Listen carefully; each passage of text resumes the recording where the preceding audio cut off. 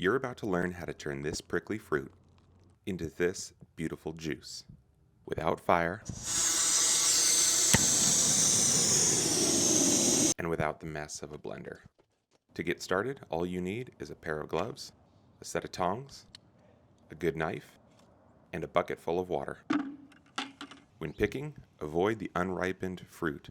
Those are the ones that still have green on them. Instead, go for the fruit that has a deep, rich color. To pick them, simply grab the fruit firmly with the tongs and twist off. Drop the fruit in your bucket full of water and go pick another one. Sometimes they won't twist off very easily and you might need to grab your knife. In that case, grab the fruit firmly with the tongs and use the knife to gently cut the bottom right off. Don't worry about juice spilling out. It'll be just fine. Keep putting fruit in the water bucket until it's all filled up. When the bucket is completely full, it's time to drain the water. Then empty the contents of the bucket into a container that you'll put into your freezer. Put your fruit into the freezer until all of them are rock hard. This usually takes at least a day. 24 hours later, take out the fruit and let's go to the kitchen. Now our fruit is rock hard and it's time to start draining the juice. You can put the fruit into the colander however you'd like without any organization and they will be fine. You'll get all the juice that you need. However, I like to arrange them with the bottoms pointing down as I find this is the most efficient use of space in the colander so I can cram as many fruit as possible into it and it helps the juice drain out easier.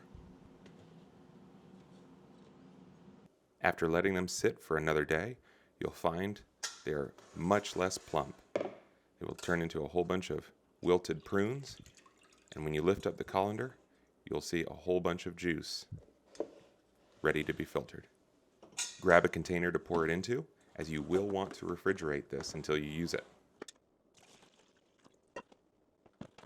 If you really want to squeeze every last drop of juice out of your fruit, you can use a fruit squeezer to get every last drop.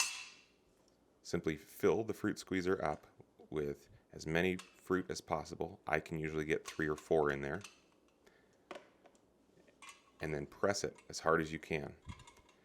I don't usually do this though, because it tends to make a giant mess.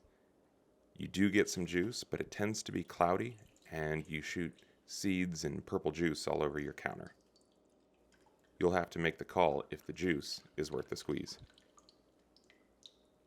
When you've got a container full of juice, it's time to remove all of the big particles and pollutants that may be in the juice before we boil it. So grab yourself another container and a sieve or a strainer and place a clean cloth. I use an old t-shirt and simply pour the juice into it. It will gradually filter through. You will probably find a few seeds and even a few prickles that you would rather not have in your juice. It'll take a few moments for it all to go through, and you may have to rinse the t-shirt to get rid of some of the pulp and film that will accumulate and clog it up. Now let's make sure we clean the juice from any microorganisms that may be in it by boiling it. So turn on the stove and pour your juice into a pot for boiling. Don't worry, this will not affect the color. Keep it on medium heat until it comes to a rolling boil. At that point, you'll want to set a timer for 3 minutes. When the timer goes off, your juice should be clean. Now you just need to wait for it to cool down. Once the juice is cooled, grab yourself a container. I prefer a clear glass container as it shows off the beautiful color, and fill it up.